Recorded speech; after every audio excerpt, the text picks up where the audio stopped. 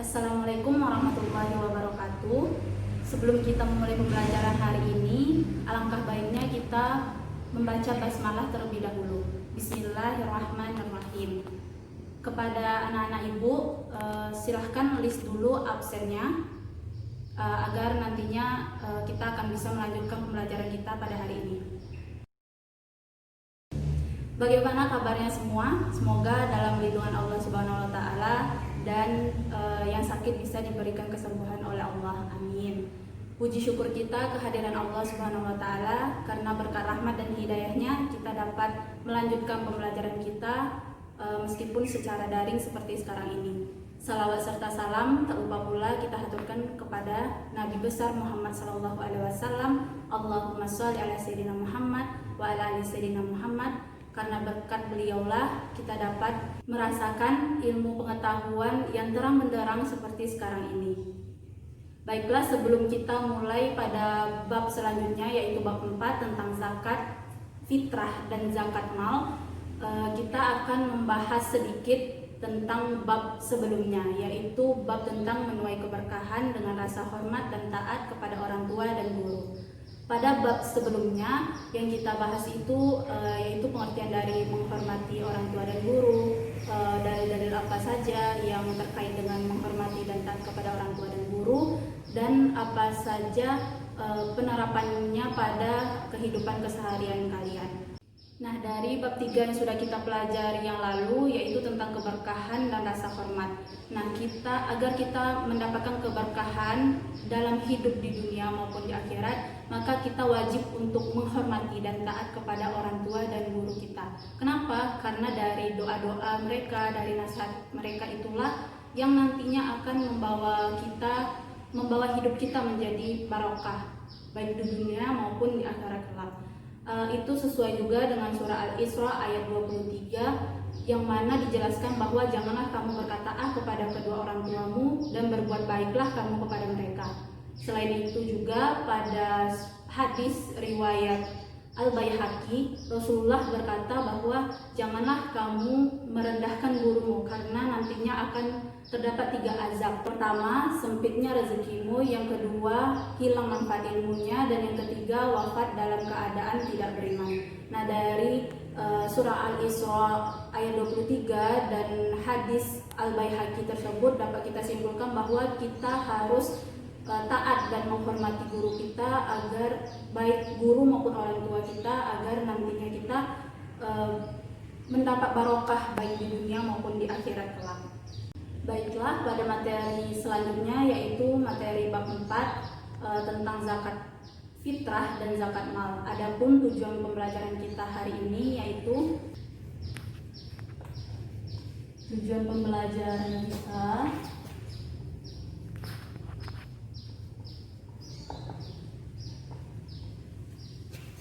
kita mempelajari ini yaitu agar anak-anak ibu dapat memahami pengertian dari zakat,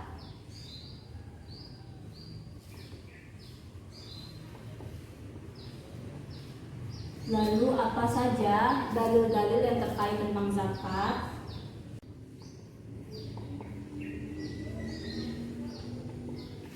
lalu apa saja macam-macam dari zakat itu yang kita ketahui yaitu zakat fitrah dan zakat mal. Nanti akan ibu jelaskan.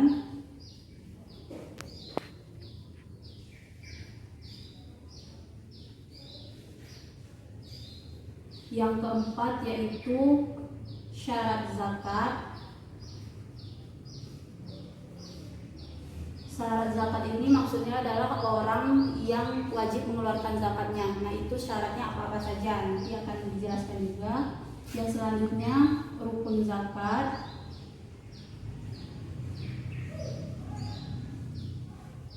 Yang terakhir yaitu hikmah dari zakat.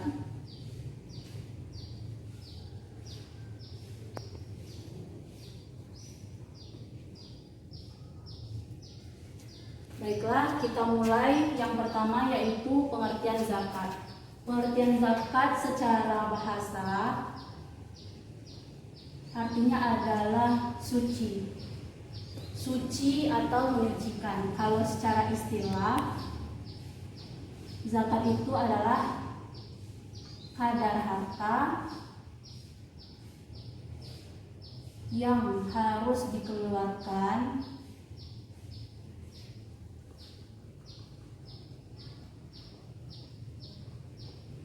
untuk diberikan kepada orang yang berhak menerimanya.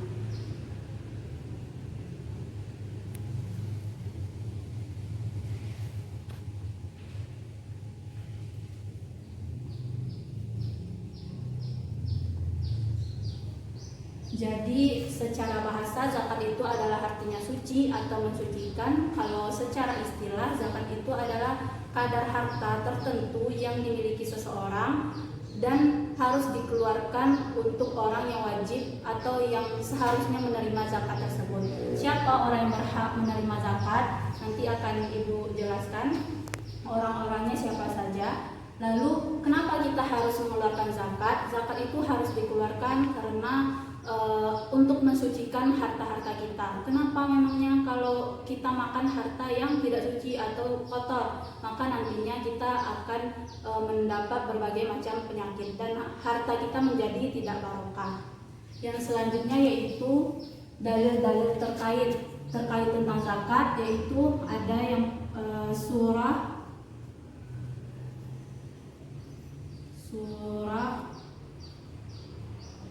At-Taubah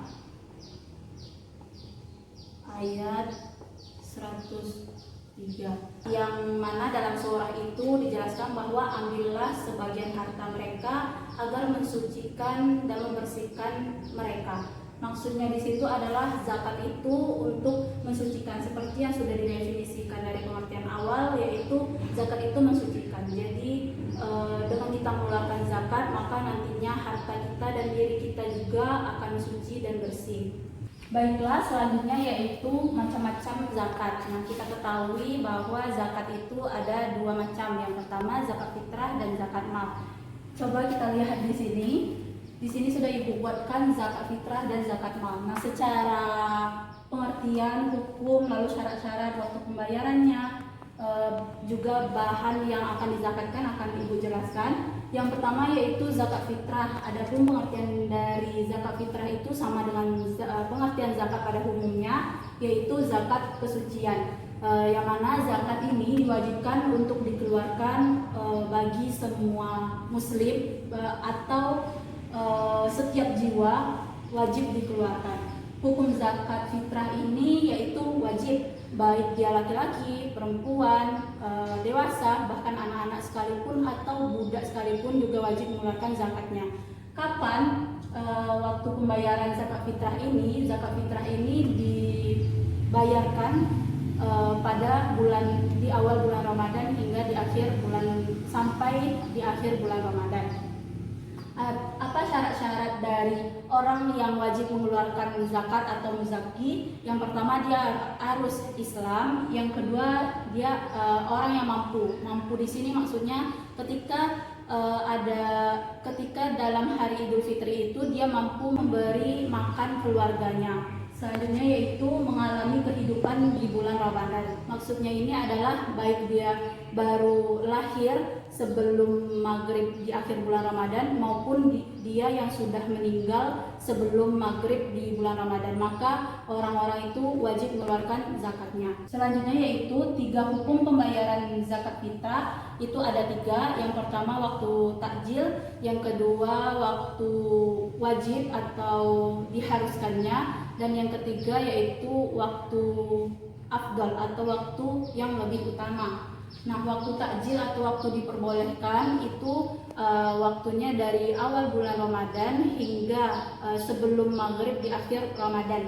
Sedangkan waktu wajib atau waktu yang diwajibkan itu dilakukan atau dibayarkan ketika sesudah maghrib hingga sebelum masuknya waktu subuh. Yang selanjutnya waktu afdal atau waktu yang lebih utama, yaitu waktu ketika setelah subuh hingga sebelum menjelang sholat Idul Fitri. Nah, selanjutnya bahan yang dipakai untuk berzakat fitrah itu yaitu bahan makanan pokok. Kalau di bahan makanan pokok itu bisa seperti gandum, jagung, sagu. Namun karena kita di Indonesia dan makanan pokok kita adalah beras, maka yang wajib kita zakatkan adalah beras sebanyak 3,1 liter atau 2,5 kg atau juga dengan 1 syak. Selanjutnya yaitu zakat mal. Nah, zakat mal ini beda ya dengan zakat fitrah. Kalau zakat fitrah itu harus dikeluarkan bagi setiap jiwa dan itu di bulan Ramadan. Tapi kalau zakat mal ini adalah zakat atas harta kepemilikan, yang mana hukum zakat mal ini wajib bagi orang yang memenuhi syarat-syaratnya. Nah, apa saja syarat-syarat orang yang harus mengeluarkan zakat malnya ini? Yang pertama, dia harus Islam tentunya. Yang kedua, dia harus merdeka, dia bukan budak. Yang ketiga yaitu hartanya milik sempurna. Maksudnya milik sempurna ini adalah milik dia secara pribadi, kepemilikannya utuh milik dia, bukan milik berdua atau malah barang pinjaman. Selanjutnya harus mencapai nisab. Nisab ini adalah nilai minimal barang itu atau kadar barang secara minimal. Nanti akan Ibu jelaskan lebih lanjut tentang nisab ini. Yang selanjutnya yaitu mencapai haul. Haul ini adalah mencapai kepemilikan selama 1 tahun dan juga hartanya yang halal. Adapun zakat mal ini yang wajib dikeluarkan itu ada zakat dari emas, zakat dari perak, zakat dari peternakan, zakat pertanian, harta temuan, atau juga bisa juga dari harta zakat profesi. Nah, kalau dari zakat emas itu kadar harta atau nisabnya minimal itu adalah 93,6 gram dengan kadar zakatnya yaitu dikeluarkan 2,5%. Sedangkan perak yaitu 624 gram dan kadar zakat yang harus dikeluarkan yaitu 2,5%. Selain itu, selain emas dan perak juga ada perniagaan. Nah, perniagaan ini sama dengan emas yaitu 93,6 gram dengan kadar zakat yang harus dikeluarkan yaitu 2,5%. Nah, kalau misalnya tentang peternakan itu tergantung dari berapa jumlah domba, sapi atau kerbau atau unta yang dimiliki. Jadi tergantung dari berapa minimal kepemilikannya. Nah, kadar zakatnya tergantung juga dengan kepemilikan tersebut. Hal itu bisa anak ibu lihat di buku cetaknya, di situ ada tabelnya. Yang selanjutnya yaitu syarat zakat ini sudah kita jelaskan ya, tergantung dari zakat fitrahnya atau zakat malnya. Nah, yang selanjutnya yaitu rukun zakat. Rukun zakat itu ada 4. Yang pertama yaitu harus adanya niat. Yang kedua harus adanya muzaki.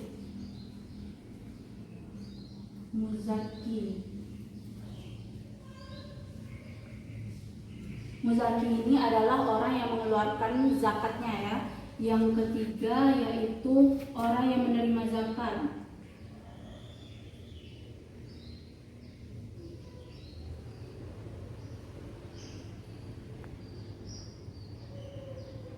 Dan yang keempat itu barang yang dizakatkan.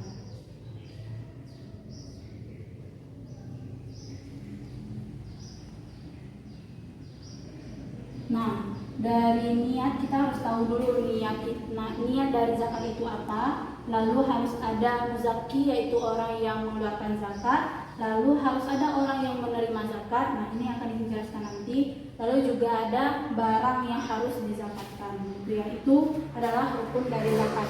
Nah, adapun orang yang menerima zakat itu ada 8. Yang pertama fakir.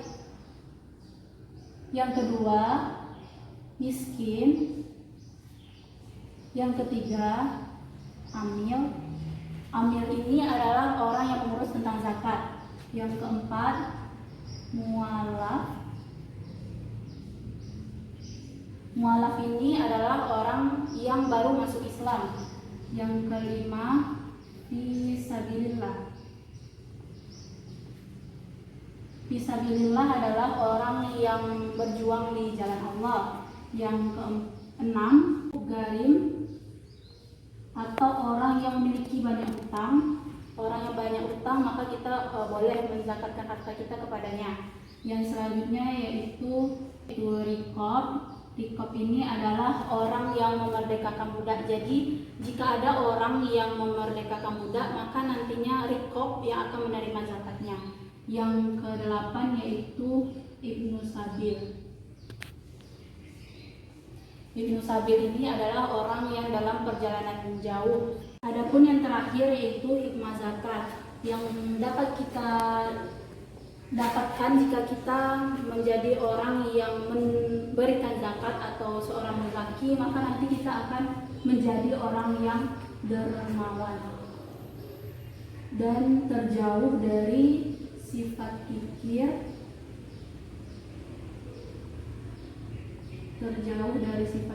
ya.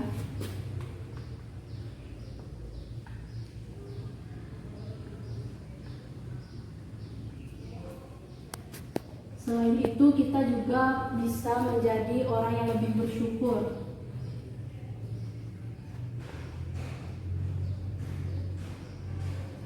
Lalu kita juga dapat menghapuskan kesenjangan sosial antara orang yang kaya dengan yang miskin.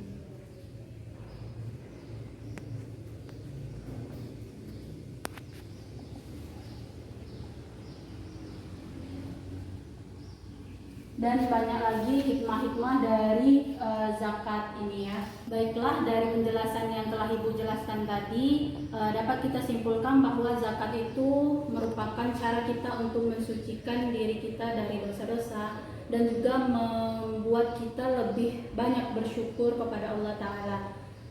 Ibu rasa cukup pembelajaran hari ini. Silahkan anak-anak Ibu buka bukunya halaman 77 sampai 79. Di situ ada pilihan ganda dan esainya. Silahkan kerjakan. Ibu akhiri. Wassalamualaikum warahmatullahi wabarakatuh.